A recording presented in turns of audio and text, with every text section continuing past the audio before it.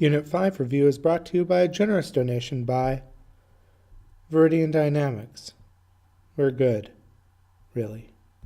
And of course, viewers like you. All right, it's time for the final review, Unit 5. All right, so in Unit 5, what we learned about was quadratic functions, and it was the introduction. So first we have to determine whether or not the function is linear or quadratic, then identify the quadratic, linear, and constant terms.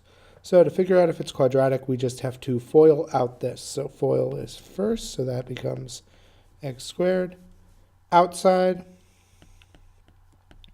plus 4x inside minus 2x last minus 8. These combine, meaning our final term is x squared plus 2x minus 8, at which point our quadratic term is x squared, our linear term is 2x, and our constant is negative 8. Okay, so now let's talk about this. It says find the vertex, axis of symmetry, and the points corresponding to P and Q. So the first thing we do is we want to find our vertex. Our vertex in this case is right over here at negative 2, negative 2. Now the axis of symmetry in this case is going to be the line right there at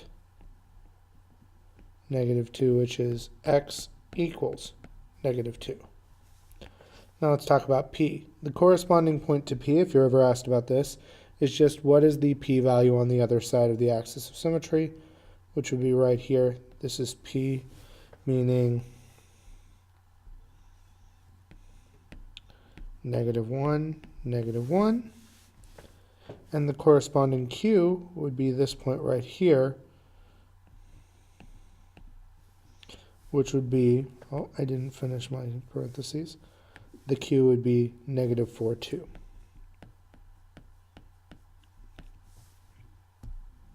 All right, so now we're going to write this standard form quadratic equation in vertex form.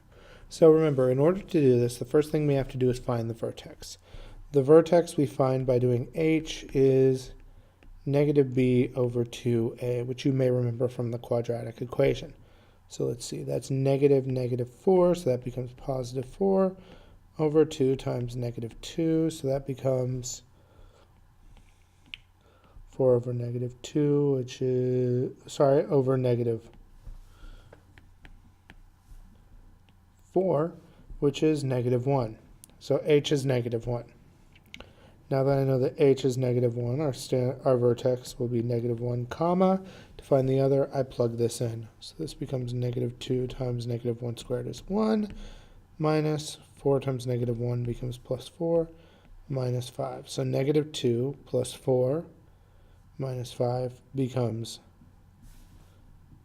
negative 3. So that's our vertex. Now, vertex form is going to be y equals a times x minus h squared plus k. So y equals, my a value is negative 2 times x plus 1 squared minus 3. All right, so now we're going to write the equation of the parabola in vertex form. So what we do once again is we start with our equation. Y equals a times x minus, in this case it's plus 4 squared plus 3. Now here's the problem. We don't have an a value, but we do have an x and y value that we know has to work. So we're going to plug those in. 11 equals a times, in this case, 0 plus 4 squared plus 3. So let's see, 11 equals, 4 squared is 16a plus 3. So at that point, I would subtract 3 from both sides. That would become 8 equals 16a. Divide both sides by 16.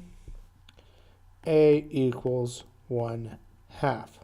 So now I go back to my original equation, and I would write y equals 1/2 of x plus 4 squared plus 3. And that would be our equation.